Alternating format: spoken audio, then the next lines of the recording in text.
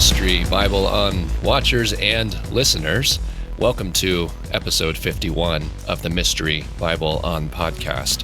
For those of you joining us for the video, then you are seeing myself and somebody you don't know on the screen here. And this is an extra special interview for me because the person you're seeing, if you can't tell, is my sister. We are talking to author ND Haupt, but I'm going to call her Naomi because that's her first name. Naomi is my sister. She's also a published author and has written a very interesting novel that we're going to be discussing today on the topics of real world magic, spiritual technology, how these things overlap, and how we can find them in literature, especially. Naomi, or ND Haupt, if you find her on Amazon, we'll have all the links to all these things in the show notes. You'll figure out where to find her. And by the end of this conversation, you're going to want to see more of what she's done, and you're definitely going to want to read her book. Her most recent publication is a novel called The Cottage. And I realized I left my copy on my nightstand. But Naomi, if you want to hold it up, this is what it looks like. You can find it on Amazon. This is an award-winning novel through a very interesting publisher. I don't remember exactly what month it went out, but it's been picking up a lot of good reviews. You'll see it on Goodreads. You'll see it on Amazon. And it's a fantastic story. I had the great privilege of being involved in some of the very early editing drafts, and we'll talk a little bit about that. But really neat story, and has a lot of relevance to the things that you, as our beloved listeners and watchers, will certainly enjoy and appreciate. So, Naomi, it's really fun to have you on my podcast, and it's really fun to kind of overlap in the different things that we're doing. I know we've been talking about this for a while, but thanks for joining us here on the Mystery Bible on podcast. Absolutely. Thanks for having me. I'm glad it's worked out. Been excited to sit down and chat with you on camera. yeah, it's great. So I'm located in Colorado. Naomi's in Tennessee, so we don't actually see each other face to face real often. Chat in person very often, but it happens. Yeah, phone calls here and there. Well, okay. So The Cottage is first and foremost, it's a great book, and everybody listening to this should buy it. Not just because you're my sister, but because it's a really outstanding novel. You won an award early on. Can you describe what that was? Just because I want it's not that I am trying to pump you up, but I want people to know, like, this is not just me saying, hey, this is a good book and you should read it. Like, this book has had some recognition as a really thoughtful and groundbreaking book. What was the award you won? I remember you telling me when it came through, and you were like, oh, I have to go to this big dinner and be up on stage and all this stuff. Tell me about that. Yeah, that was fun. It was one of those where I submitted it and it's just like, okay, we'll see what happens. And so then you make the finals list and, all right, go to the awards dinner, see if I win. And then to actually win, it was very encouraging because so much of writing is by myself, and then just having people read it and hoping it's coming together well and trying to learn that process. So to have it be recognized from a fully outside source was really neat. So that was back in its pre-published stages. It's called a Claymore Award from the Killer Nashville Writers Conference, this big international conference. And they do these awards for unpublished manuscripts where you send the first 50 pages of the manuscript. And they get up to 1,000 submissions a year, just kind of depending on the year. And so I put it in the mystery category, and it won for that category, which was really neat. It was one of the first just really big encouragements of, oh, this story is going to mean something to people, which has been proving true, and it's very exciting. Well, and the fun thing about that is I don't think you were realizing that you were writing a mystery. No. But when it came time to categorize the book, you're like, what category do I put this in? And if I remember correctly, the mystery category is by far the most competitive category. It's the biggest. It's the one where they said, if you don't know what category to put it into, put it in mystery. And I said, okay, so I've got some mystery elements. That'll work. So it's one of the bigger categories, as far as I understand, in that award. So, well, we'll talk about The Cottage and what it's about in a moment. But one of my favorite memories of this whole process was very early on. And I'm terrible at remembering exactly what year and month certain things happened. But you and me both. That's one of the proofs that we're siblings. So, yes. So I remember, I think it was, and you'll probably know just because you know the process better, I think it was 3 or 4 Christmases ago, where we happened to be at the same place around Christmas season, and towards the end of it, you said, "I have another present for you," and I was like, "What? You have a present for me?" And you handed me a box, and inside was a very thick stack of printed paper and 4 or 5 red pens. And you said, "I need you to go over this manuscript," and, which I was flattered by. I can write. I'm not terrible at it, and I'm pretty good at editing and stuff like that. So I was happy to be asked. But just so you guys know, Naomi is one of the only people in my life who says, "Hey, can you write this? Can you edit this long manuscript for me?" I'll say yes to her. Most people, I'll be like, "No, that is not my job, and it takes way too long." Takes time. Like, you're my brother. You have to. I need your help. and the first thing I said was, "I will, but I need you to send me a Word doc, because I'm going to do this digitally. Otherwise, you're not going to be able to read it." These new pens, they're perfect. Yeah. So still have them around. Yeah. So that was a very early iteration of what was conceptually what was evolving as your novel, The Cottage. And it just so happens that I have a cottage that I also call The Cottage, but they're not related. So that was a very early concept. It was coming together really well. And I remember just thoroughly enjoying the draft, and came back with a lot of ideas and suggestions, but not really any complaints about it, and just said, "Hey, what if we did this? Or what if you had this kind of, what if, there's low hanging fruit over here, tackle this or tweak this thing over here and then make it kind of fun." Or there were one or a few. I remember one thing that I said is your main character drinks both coffee and tea. And I was like, "You can't have it both ways." So and you were like, about that a little bit. I can, because that's my life. I drink both. It's fine. Like, you can't drink coffee and tea. Is he a tea drinker or a coffee drinker? And then you stuck, and it made sense when you explained it, and it became an endearing element about that particular character. And I think you added a little bit to explain why he sometimes does coffee and sometimes tea. But so I've had fun being part of the process and seeing it come together, and then actually seeing that you got the award, you got a publisher, partly based on the publicity of the award. Then a pretty decent publisher picked you up and said, "Hey, let's do something with this." And now The Cottage is out there and gathering reviews.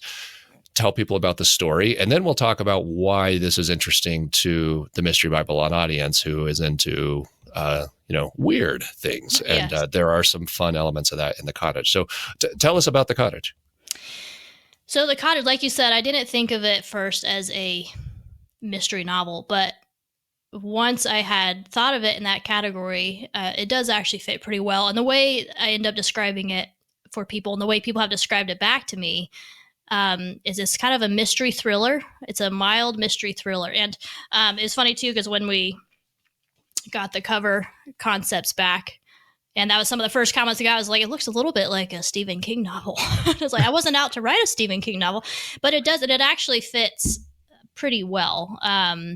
Well, my favorite comment on the cover was when our older brother Luke saw it, and he goes, "Is that Joel?" And I was like, "No, it's some other very handsome man."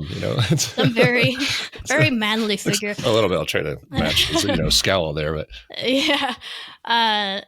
But that is what it turned into, and this was a book. I've been working on fiction writing for a number of years now, and I've written full manuscripts that I just trashed. It's like, well, that was a learning experience, and it's not worth anything.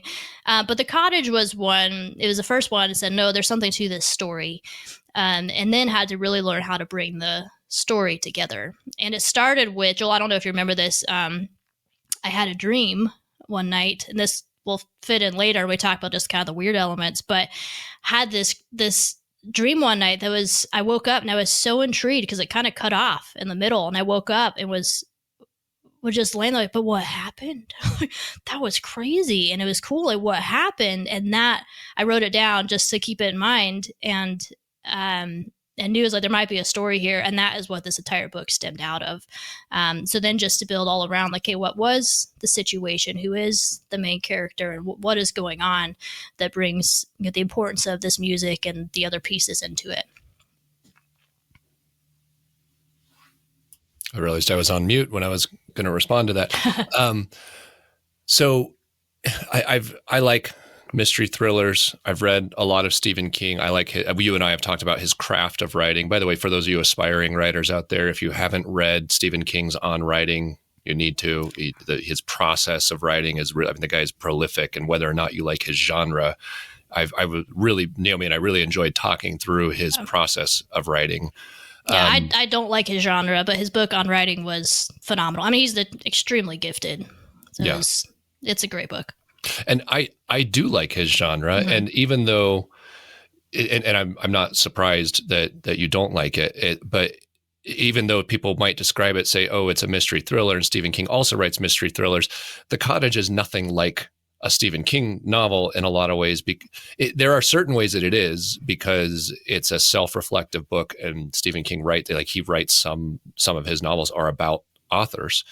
And what's interesting is the main character in your novel is an author. Yeah, true. And one of the things that I think is really funny about this, obviously, I know you very well, and the person that you describe as the author, or the main character, whose name is George in the book, George, as you describe him, is, at first glance, totally nothing like you. But if you know Naomi, you can totally see where this comes from. There's a few similarities there. I'm not a 30-year-old, widower bachelor, but there's some things in there that come from me for sure. He's a bachelor. He's very introverted. He kind of wants to be left alone. And I think on the back jacket of the book it says, he wants quiet and alone. And I know that comes from your heart. So there's a lot of funny details like that, and it makes this character really, really well fleshed out. And there's a sense in which the main character is hard to. In one sense, he's eye rolling but endearing at the same time. You find yourself really rooting for him, even though that at a party he probably wouldn't talk to you at all. Right. That's just, or he wouldn't go if you invited him, and if he did go, he would leave as soon as he could. But but somehow being kind of in his head and working through the struggle that he has in the book is really endearing, and you really want him to, and you see his growth in the process, and him really learning to come outside of himself a little bit and see the world a little differently. But so far, our listeners have no idea what this story is about. So give us a summary.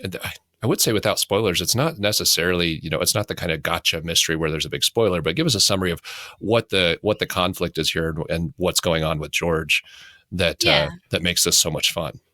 Yeah. So the main storyline with George. So George is our main character. This book actually follows two different timelines. But George he's a 30-year-old widower. Excuse me. He has lost his wife early on. He wants to be left alone. He wants quiet. And so he thinks he has the golden opportunity when he inherits this abandoned little cottage at the edge of a forest from his uncle. And so it's like, this is perfect. I'll move here, get away from everything, and just finally do my writing career and do what I want to do. And he gets there, and he has accidentally moved next to an entire community of very bizarre neighbors who, it turns out, have been stuck in time for 150 years.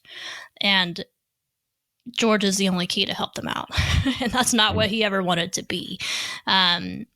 So that's where he starts out, and how he's interacting with all these people. And there's his whole storyline of his own struggles and these people's struggles and how those are going to come together. And then I also have this back in timeline of what has led up to this now pinnacle point that George has come in on. So it follows both, and then they intersect, which I think is a lot of fun. I like those time stories where they come together and they're going to intersect, and so you're waiting to see how is this all going to come together. So I think it I think it did come together really well, as far as just the pieces when they fall in place. From what I've heard from readers, it's a really satisfying way it did so. Yeah, it certainly is. And there's a lot of satisfying and very funny elements early on as George kind of moves to this place to get peace and quiet. And then, oh, God forbid, there are neighbors. And then there's this slow revelation of what is the deal with these neighbors? These are the weirdest neighbors. Yeah. What is up with these neighbors? Still dressed like they're from the 1800s. Yeah. It's like, did I move next to a cult or an Amish community? And they're going, what is the deal with this Right. new neighbor because they are as baffled by him Yeah. as he is by And them. scared And by then, him in a lot of ways because yeah, they haven't seen anyone new in however long. yeah, and then there's the slow realization on all fronts that, oh, this is an element to that somehow George is in the middle of this giant problem they have, that they're Right. stuck, and they all know that they're stuck. George doesn't know. He figures it out, and he really resists the idea that he has anything to do with this. But the fun elements that this brings in, first of all, there's the time element, and I love a good. It's not really a time travel story. It's a No. time stuck story, and you bring a lot of that historical piece into it. But it's it it it calls in. It kind of forces this idea that there's kind of a design behind all this. George is there on purpose, against his will, not meaning to. He is the person that is necessary to help resolve this problem, and he has exactly the right confluence of background and tools. So it's almost like fate, if you want to call it fate, put him there Mm. to help solve this major problem that these people are facing, and so they really, really need his help. But he has the choice to agree or not agree, and Right. he kind of has to wrestle with: am I going to get involved? I don't want to get involved. I don't want anything to do with any of this. And it takes quite a while for him to even realize that he can do anything to help, and for them to realize it. And then the surprising element of where this comes in is something that I've called in the past spiritual technology, which Mhm. is not a phrase that comes from your novel, but it's very aligned with the concept, because a huge central part of this is music and the Mhm. power of music, and that music really matters and can really change things. Speak to that. So first, what my audience doesn't know is you have a lot of musical background. Our family has a lot of musical background. We have Right. Naomi's not my only sister. I have other sisters. They're all my favorite. And one of them is a classical musician, and our Mhm. whole family was trained in music growing up. And you've done quite a bit with music yourself. So you built this idea of the power of music in a really interesting way. It's not a power. Sometimes people talk about the power of music of like an anthem of, oh, you get everybody united and around it. That's not what's going on here at all. It's something different from that. So tell us about the music and the musical concept, and what it is that you're trying to get people to think about as they read The Cottage. Yeah, what I've come to think about music, and I'm still fleshing out some, like, what do I think about music really? Because there's more to it than just being something beautiful that we hear and that can affect us, but that there's this much deeper element to that. And I think that has built over time, through my own playing of music and enjoyment of music, um, and seeing the effect of music. But then, even as I wrote this book, of it's like, as I'm writing the story, it's in some ways articulating for me, that music really is a spiritual language. Use the spiritual technologies term, and that fits well with it. But I think in my mind, it's a spiritual language. Which would you consider language a technology? Can that fit Yeah, spiritual actually, technology realm? the phrase spiritual technology came from a sermon that I preached some time ago on the Tower of Babel, and pointed out language is absolutely a Yeah, spiritual technology. And if you think about it, and it's similar to music, but if you think about it, even in our human experience, if I'm using my diaphragm to push air to vibrate chords and my tongue to interfere with the right, vibrations to make those, and they're going to go into a mic and maybe get digitized or whatever. But the fact that those vibrations in the air coming out of my gut can bring life or death to people's spirits right, is really, really powerful. And right. so spirit language, I think, is kind of one of the original One of the spiritual big ones. technologies. Good. Yeah. Yeah, yeah, that makes sense. And then music, I mean, it's the same idea, right? It's vibrations, it's sound, uh, But with or it's not without. words, it's something Right. else. It It's doesn't. different. Yeah. So it doesn't need words, and so it's this spiritual language that transcends more so than verbal language does, in my mind. My earliest thought of this was all the way back when I was in youth symphony, when I was, goodness, fifth or sixth grade, and playing the violin in youth symphony. And we had these t-shirts, and for a while the slogan for youth symphony was, through music we are one. And I remember at the time thinking that was neat, even just to think about, because it's like, yeah, because anywhere you go in the world, people can speak all different languages verbally, but music is this language that doesn't need words and that every human being can understand, because God has built us to have this ingrained appreciation for and effect from music, and it can be good or bad. And so this idea of music, I've thought about in different ways for a while, just kind of the way it transcends humanity as a whole.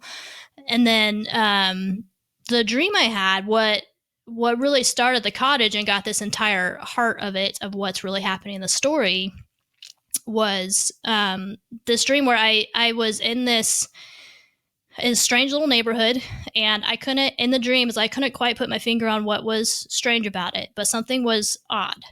It felt like it was back in time somewhat. It's like, this isn't normal. There's something going on here. And some of the people that lived there found me and they said, hey, come here. We want to show you this. And they brought me to one of the little houses, and they closed the door, and it was kind of secretive. And there were probably 4 or 5 of them there. And they pull out these instruments and they start playing this song.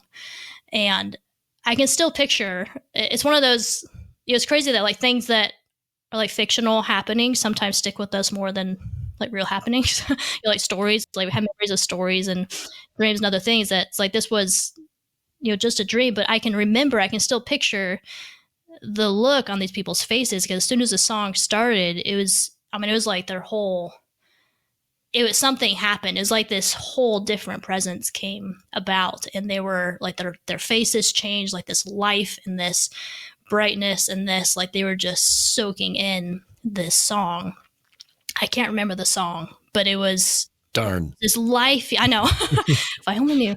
But it was this very life-giving. It's like, this is a very powerful song. And then partway through the song, someone throws open the door and comes in and starts breaking furniture and kicking people out, and everyone's running. And then I woke up. It's like, oh, like what the heck happened? Like, what is it about that song and what is going on? And that was the seed of the cottage as a whole. So then when you get to the actual book and George meets these crazy neighbors, it's like, what is going on? And I don't want to spoil too far, but there's a point where they have this song that is very important to them, that we need you to help us learn this song. And he has no idea why. Like, okay, you're stuck in time and you care about a new song, and what that actually comes to mean and what it signifies and how deep it goes is kind of the heart of the story. Yeah. Well, so first of all, dreams, you said it's just a dream. I've stopped saying it's just a dream. True. Because I think dreams There's are a lot to them. Very important. And there are some dreams that are just dreams, I think, but I suspect that there's a relatively large portion of our dreams that are more than a dream, or more than what we think a dream is. And those stick with us and change us a little bit. And sometimes it's years and years later where it suddenly kind of comes full circle and you go, oh, now I know what that dream was about. And then it's like, how is that even possible? Because I've a few of those as well. And so it's interesting that the dream, struck you so much that you wound up running with that concept as not just to create the story, but I think the way I see the cottage is there's a before and an after reading it, because it makes you think about these things differently. So it's almost like the story is the vehicle to bring to other people what that dream did to you, to go, maybe I've been thinking about this wrong. And the thing that people have been thinking about wrong is one of the central things in the cottage is music. Mm. And it's funny, you and I chatted about this briefly. I was on a road trip just last week and was driving a lot, and I like to listen to audiobooks. And one that I hadn't listened to before was Red Rising. Mm-hmm. A very popular book, highly recommended, fantastic book. And it's interesting that there's a song is very central in that book as well. And that's by Pierce Brown, I think maybe is the author there. That sounds right. Great book. If anybody's looking for, a good, exciting book to listen to or read, go pick up Red Rising by Pierce Brown. Fantastic. Not really a children's story, but definitely it's not young adult nut, but phenomenal. Yeah. Yeah. Not full of smut, but there's some violence. So, but there's a song in that one as well, but it's not what the song does to somebody's spirit. It's more what the song means to that community that's very important.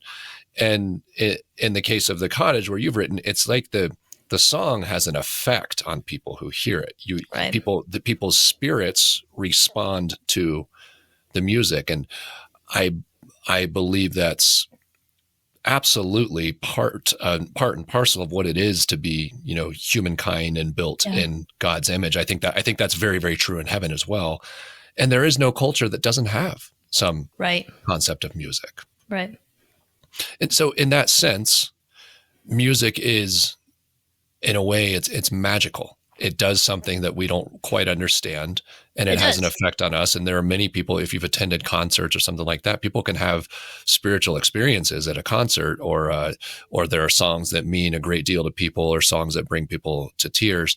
The other genre description of the Cottage, one that I really like, is this idea of what's called real world magic. Right. Magical realism. Yeah. Tell people about that, because a lot of people aren't familiar with real world magic or magical realism. Yeah. Magical realism, I've come to love this genre for that exact reasons, because it really makes you think beyond just what we see. And so magical realism is this genre concept that it's set in the real world, as far as world that we understand, the things that we see, the normal settings that we're used to. As opposed to fantasy or sci-fi. Right, as opposed to a completely different, fantasy realm. It's just real world. I mean, Georgia's in the Midwest, it's just normal North America. So there's this real world setting that we're used to, but then there are these magical elements that come in. And I love these type of stories because they just really bring your imagination in the sense where it helps you understand that there is more beyond just what we see, where it's like, this seems actually pretty believable. It's like, it's these, things we're used to, but there's more than what we see. And when that's brought in a story, I think it really brings that home in a lot of ways. And music, like you said, is a real world magic, a magic in the sense of an extraordinary piece of life. Like, there's a lot to it that we don't understand, yet it affects us in these really deep ways, for good or for ill. And so there's this undercurrent, this current that runs with it, that is like, there is a powerful piece to this. And that's why I like to think of it as a spiritual language, because God invented music.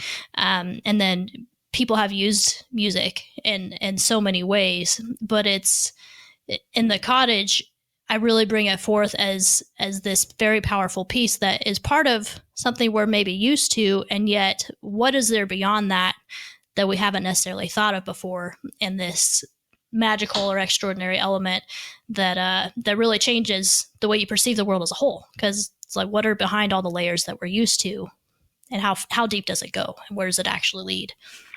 The thing I like about magical realism, and it's different from like a supernatural thriller, because a supernatural is more of, there's a ghost or an undead or a monster. That's a little bit more the Stephen King kind of genre.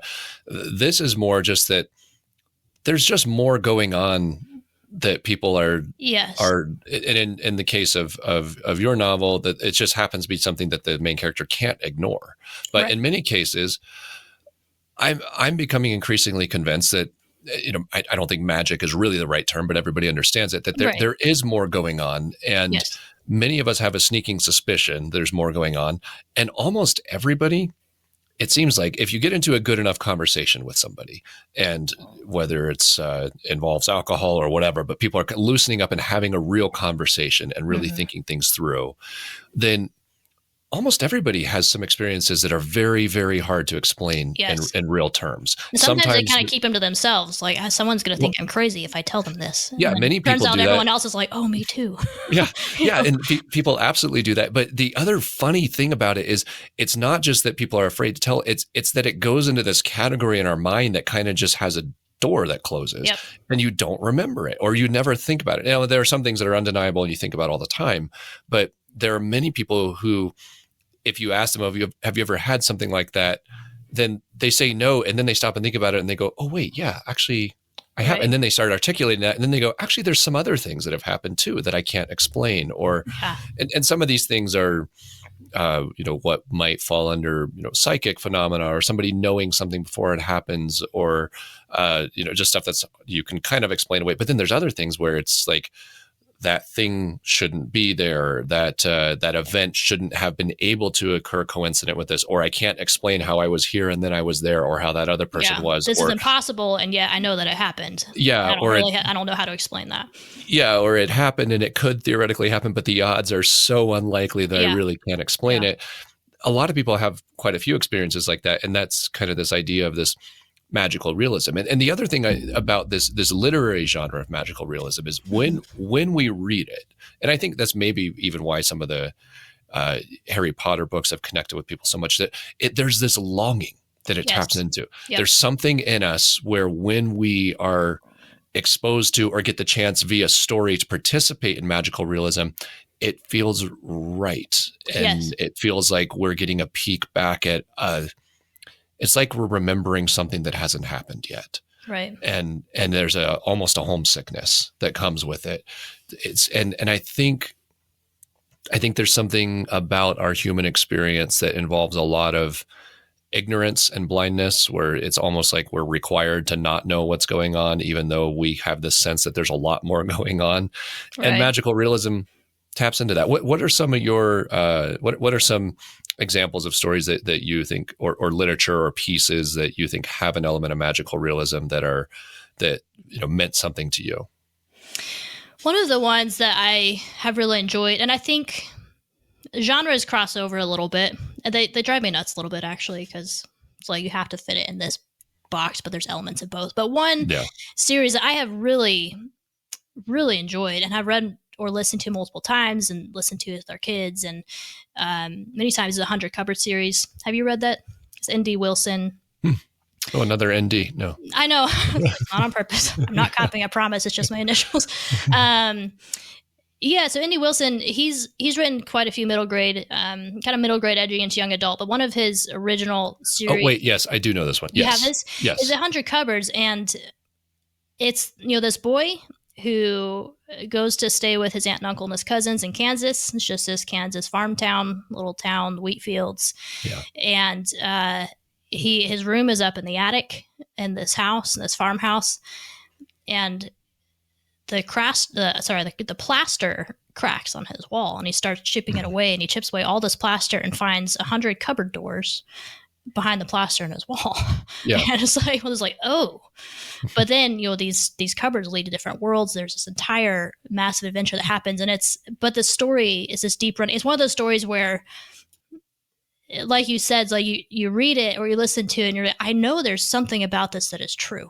Not necessarily the actual circumstances, but it harkens to things that are deep in it. I mean, almost like, you said we've forgotten something, or I think of it sometimes as we've lost something. Mm-hmm. And we're not entirely sure what it is we're looking for, but we're looking for it. Yeah. And it's like we're made for something beyond, and we can't quite see it. But there are these times when it's like, I can almost glimpse it, and it's there. And stories are a big part of that. Yeah. So 100 Cupboards has been one of my favorites in that sense, where it just starts in a very normal, understandable setting, and then goes beyond in a way that you kind of wish you could go to. Yeah. And one of the things that I think proves that these things are worth considering is when you get these motifs that come up over and over.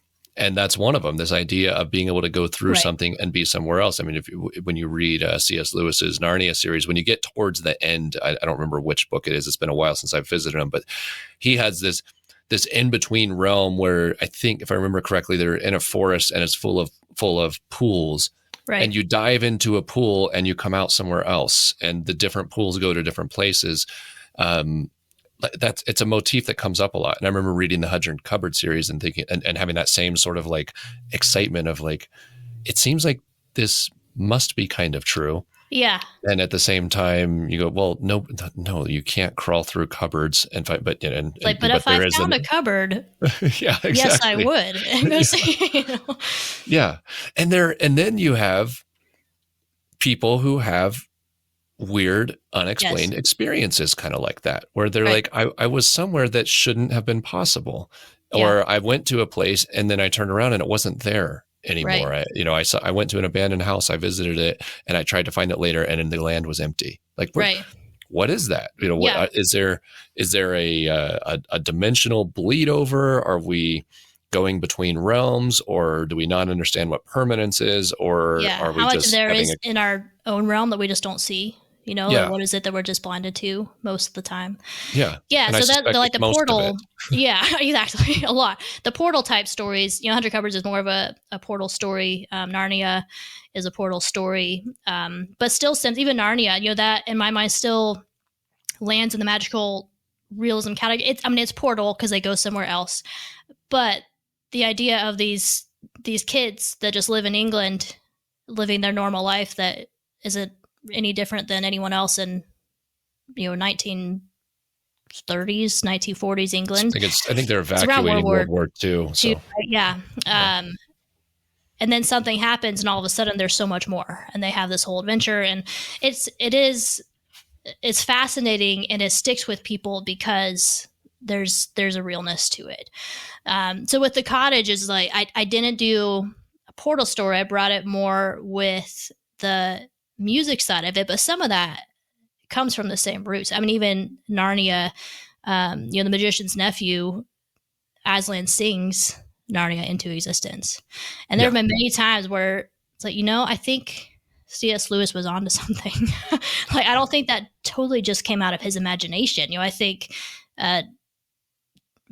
not that necessarily happened the exact way that he said it, but that God gave him some kind of insight into this element of music and creation and spirituality and the way God works that in a children's story somehow just makes sense and sticks yeah. with us because there's realness to it.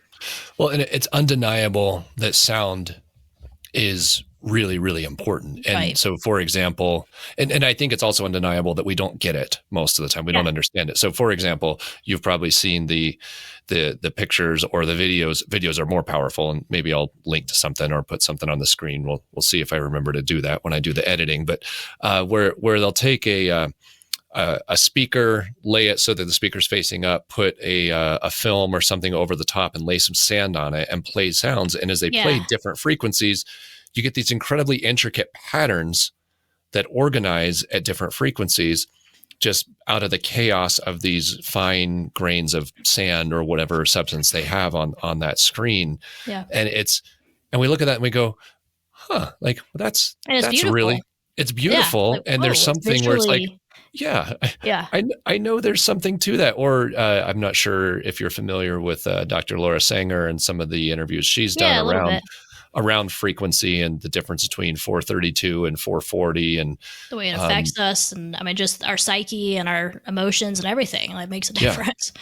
Well, and then this morning, I'm assuming you probably didn't see this unless you followed Drudge Report, but there was an article linked this morning where there was a video, and it's quite a disturbing video, where a sonic weapon in Serbia is used to disperse a riot that's happening in the streets. It actually was a peaceful protest. And so there's, 1,000 people marching down this street, and these law enforcement officials point a sonic weapon at them, and they scatter faster than almost anything that could. I mean, these people just run out of the way, and it's like the parting of the sea as they get out of the way of the sound. So obviously a more disturbing application of sound, and all that would fall into the music spectrum and into theoretically the language. Although I think language can transcend sound. There's a lot of most people who have a near-death experience or a deeply spiritual experience, it's a telepathic language. So, but something about music is less so. Yeah, I don't know if you've seen. I heard about this a long time ago, and I never fact checked it, but maybe someday I will. But I've heard our audience can do it, and they can go on the Mystery Bible on Telegram forum and let us know if we're wrong. Yes, but cricket song, I heard once that if you take cricket chirping and someone slowed it way down so that it was a much deeper, slower sound, and brought all the frequencies down, and it was a symphony. It's like the way all these sounds that came together just the same way a symphony would, with many, many parts. But then it's sped up and it's in this little bitty cricket, and so we just hear the chirping. But there's this immensity to what God's made that, even something like that, it's like, so it's there and we live with it and we have no idea. assuming that's Yeah. true. But I do think there are many things like that. Like even the sounds that we do hear, there's more to them than we think. Yeah. Well, whale sounds and stuff like that. But if that's true on the cricket sound, then it makes me wonder: do crickets then experience time differently than we do? Yeah, it's a good Are question. they actually hearing and experiencing what we can't because we're having a different time experience? And that's Right. That's its own another whole question. Different topic. that's another question. What is going on? It has something to do with frequency, but we don't know what. Right. Exactly. What other spiritual technologies? So when you think of that phrase, what do you think of in terms of spiritual technology, or things that we've underestimated, or things that we see in literature that tend to resonate with us a lot? I mean, honestly, I think it's kind of everything. When I think of, it's language, it's all our senses. So everything that we do intake, whether it's sound or visual or space time, I'm very convinced that there's more to all of them. We're in this world that God has given us enough understanding to mostly understand, and yet there's this beyond that we don't understand, and I think that comes in really with all the senses. I like to say it as there's a real, capital R, real, that is more real than the lowercase r real that we're used to and immersed in day by day, and those glimpses that we get through things like dreams and music and stories and people's really weird experiences that remind us of that it's like there's much beyond it. Well, it makes me think of you and I have shared some different poetry sometimes. I like a lot of people don't like poetry or don't get it. I like poetry. Some more I'm than hit others. or miss. Sure. Yeah. Yeah. So some of it I really like, and some of it I'm like, yeah. But there's something about poetry too, where it's not even it's saying something without saying it. It's a weird application of language that you can get these poetic, where when it comes to poetry and good music, there's something that happens where I'll speak for myself, where I feel like I get to co-experience something with that author, even if they have been dead for 100 years. Then it's like I get to join them in whatever it was they were trying to say with the song or with the poem, or in some cases with the story, and you get to feel what they were feeling. And there are certain stories, for example, that are so poignant that they leave you kind of devastated at the end, and and it's saying something. And if the author had just sat down and tried to write an essay describing that feeling, it wouldn't get to the same place. Yeah, but the story will do it, and a good poem in poetry, will do that. In poetry, I've had a poetry class. I'm in graduate school right now for creative writing. There's this poetry class, and it helped me finally understand poetry in the essence of it's just the most condensed form of saying something, and you can say something sometimes very, very deep and meaningful, one without actually saying it, or with saying it in this very brief form that somehow hits harder than saying it long form sometimes. But then story, I think even for me, even more so with story, I think there are a lot of people that are very affected by poetry. I don't tend to be one of those people. Every once in a while, there's a poem that it's like, whoa. But I think story is one of the spiritual technologies that we see. It's similar to music in that every culture has it. Every culture has storytelling. For many, many generations, story was the way history was kept.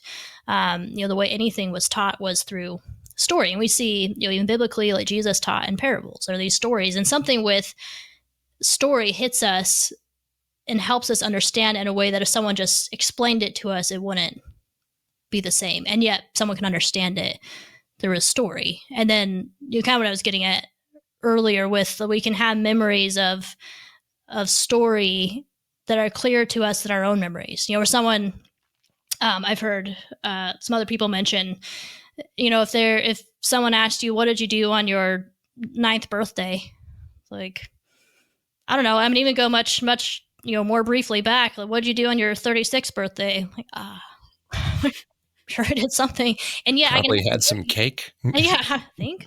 But I have, these very clear memories scene by scene from books I've read. It's like Lord of the Rings. Like, have these clear memories of what all those characters were going through. And I have clear memories from Laura Ingalls, and I have clear memories from Ralph Moody and from Narnia and from all these stories that I didn't actually live, and yet through the means of storytelling, I still experienced to some extent. And that's amazing, whether it's fiction or someone's real life that they shared, via literature.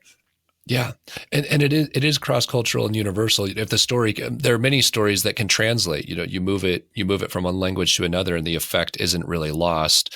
Right. Sometimes the beauty of the writing can be lost, and some authors write particularly beautifully, but a story can be conveyed well without having to be extremely skilled in language. It's more about being extremely skilled in communication. And music similarly is so cross-cultural.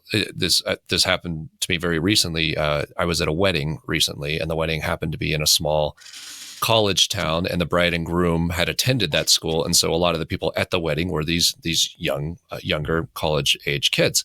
And it was a really neat wedding, a beautiful wedding. I really enjoyed it.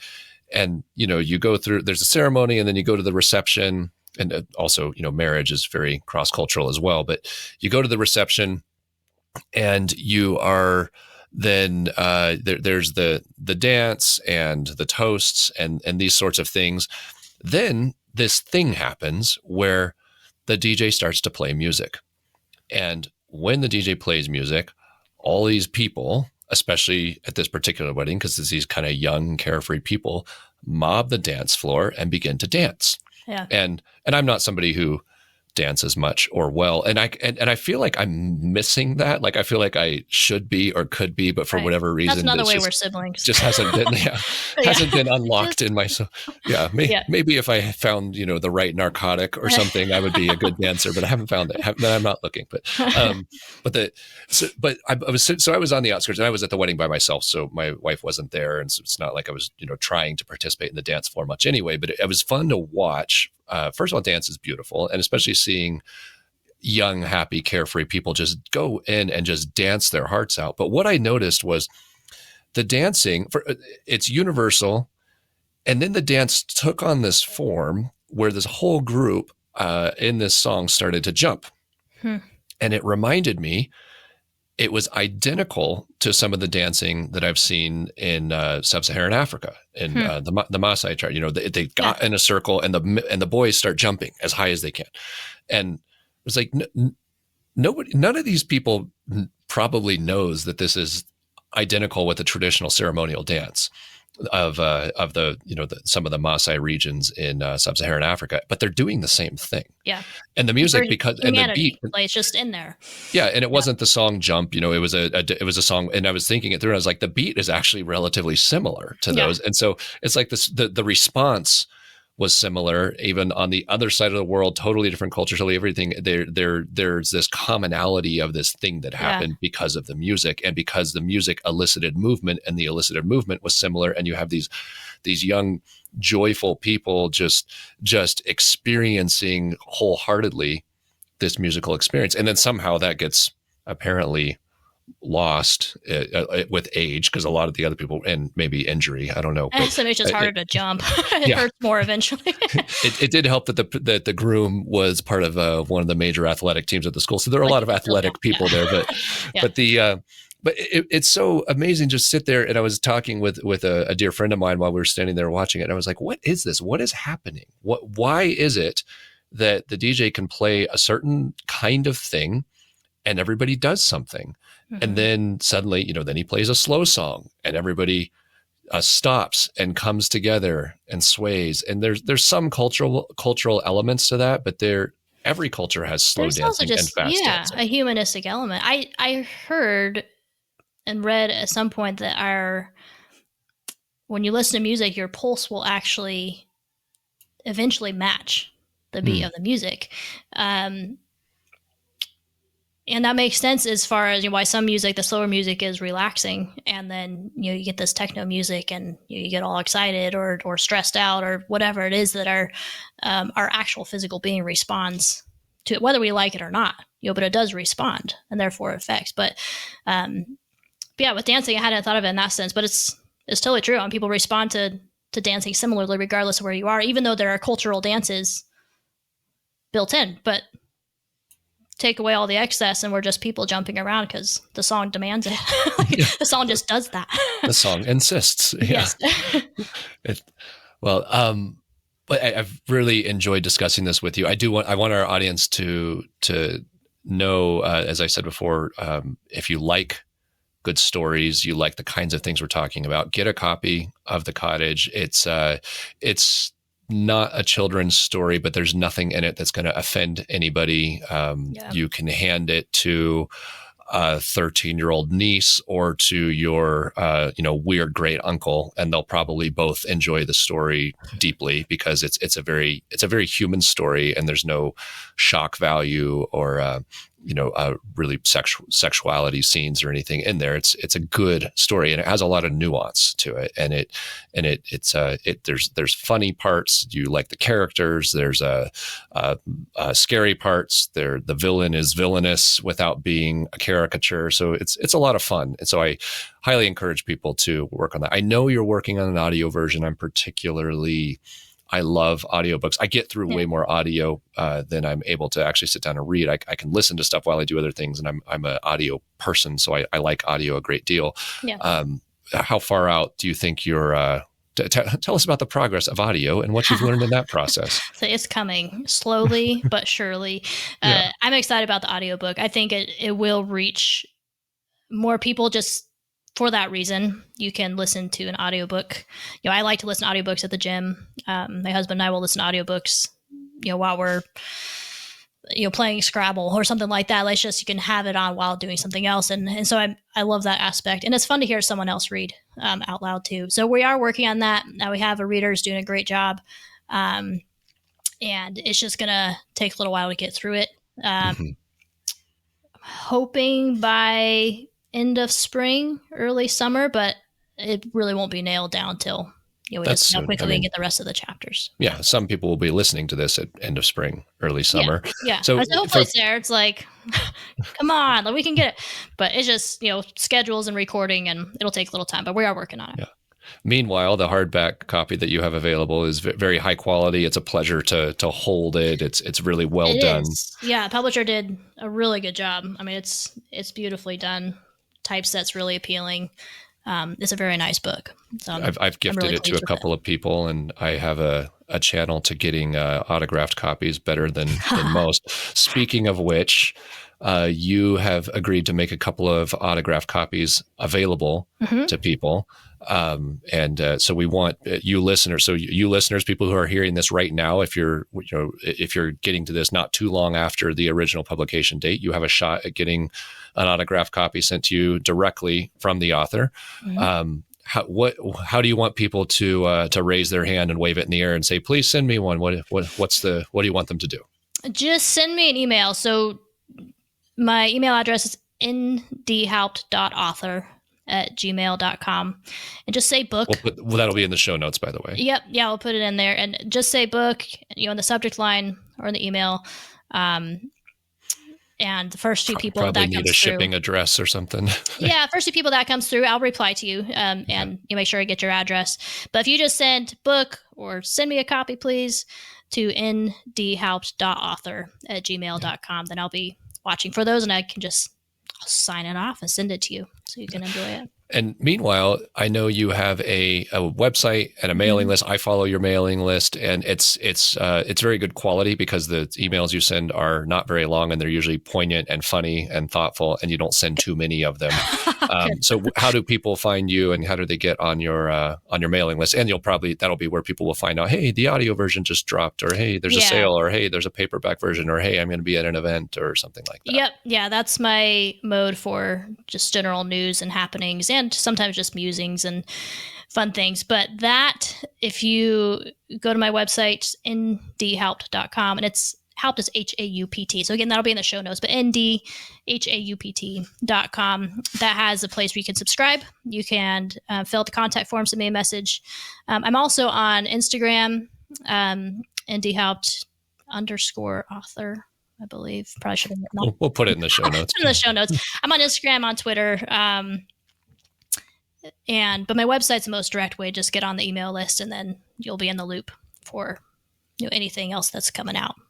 And then one of And the biggest questions I get actually when people finish The Cottage is say, "Are you doing a sequel?" yeah, that's what I was going to ask is what Yes. else are you working on? Yes. It seems very poised for a really good follow-up. It is poised for a sequel, and that is the plan. It'll be a little bit with grad school. There's another novel I'm working on in the meantime that will be this year and much of next year. So working on that, and then my plan is to come back to the Cottage sequel after that. I actually do have it started. I have the initial chapter or two going, and I'm excited about it. But it'll take a little bit to come back around, but I do fully intend to finish out the story. There's some really interesting loose ends that will be tied up and explained more. Oh, that's very exciting. So, well, I'm so glad we got to have this conversation. I'm really proud of you, obviously, for writing a great book and getting it out there. It's really hard. I mean, I feel It's like really hard. I've done some writing and a little bit here and there and put it out, usually self-published because it's just easier for me to get done with it and move on to the next thing. But it's I think, oh, I'm sure I have a novel in me, but the actual birthing of that kind of beast is really hard. It's so much years harder of work. initially thought. I was like, goodness, like you read a lot of good books, like this is great, I could do this, and then I try, I'm like, oh, it is difficult, but you also, it gets easier. I mean, you have to learn the craft. It's a craft, and it's an art, and it takes a lot of dedication and a lot of time, which is part of why it's so satisfying now to actually have the book out there and have people reading. It's like, this is why I did it. I wrote it so that one, people will enjoy it and it's fun. Stories are fun, be entertained, and also make people think. And then this, as we talked about at the beginning, the whole root of the music and the real world magic. And it's like, I want people to be left with that lingering longing and those questions of like, maybe this isn't so out there after all, and what is there, and see the world differently. And from what I'm hearing, with reviews, it is doing that, and that's so satisfying because it was years. It was a lot of hours, a lot of keystrokes, and a lot of back and forth, a lot of rewriting. Mm-hmm. It's out, but it matters. I mean, we need stories as humans, and they're effective. They make us think and just entertain us more than a lot of things do. So it's fun. The dedication and the process is not to be taken lightly, though. Yeah. Well, I think what you said earlier of getting people to see the real with a capital R a little bit more clearly, good stories do that. They help people see the real with a capital R a little bit more clearly and become a little bit more aware of it. And if you read The Cottage, you'll walk through the woods a little bit differently, and you'll look at small deteriorating houses a little bit differently, and you'll think about music a little bit differently, and there will be something that it really lights up. So, thanks so much for joining me. I mean, we have lots of conversations. This is not so different from a lot of our our phone calls when we get a chance between kids and all the other things going on to get a conversation. And congratulations on getting The Cottage out there. I'm, of course, very excited to see what you have coming next. Listeners, get a copy, not just because Naomi's my sister, but because it's a genuinely good book, and I promise you will enjoy it. If not, you can tell our Telegram thread, which is also linked in the notes. But I am sure and very confident, and that's why I've gifted this book to some people. And if you want your own autographed copy, then email ndhaupt.author@gmail.com and do it quick and say, I want one. And Naomi I know she has some stock, and it's been hard to get stock. Sometimes it's gone very, very, I was at one of your events, and it goes really fast. You can get them on Amazon and stuff, but I know you don't always have boxes of them sitting around. So no. Yeah. But they're always on Amazon. They're at, the publisher's website is Noggin Nose Press, and you can look up Noggin Nose Press as well, and they have them directly. So there are a couple ways to get them, but if you want an autographed copy, just snag one fast. I'll send one over. And then also for listeners, just so you know, reviews really do help as well. So when you grab a copy, when you read it, Goodreads and Amazon, both, if you're able to go rate it and leave a review, that goes a long ways in just spreading the word about the book, helping other people take interest in it and want to pick it up and just get it out to more readers. So I appreciate that as well for anyone who's able to do so. Yeah, that good point. Absolutely. Well, Naomi, we're so glad you're here. We look forward to seeing the next things you have. Thank you for talking with me and the Mystery Bible On audience today about magical realism and the importance of music and spiritual technologies and literature and all of these neat things. I'm sure this was heartwarming for many people. So thanks Thank you. for... I appreciate being on. It's been a lot of fun. Thanks for having me. We'll get it out there, and we'll enjoy seeing everybody's responses to it. And I look forward to the next episode.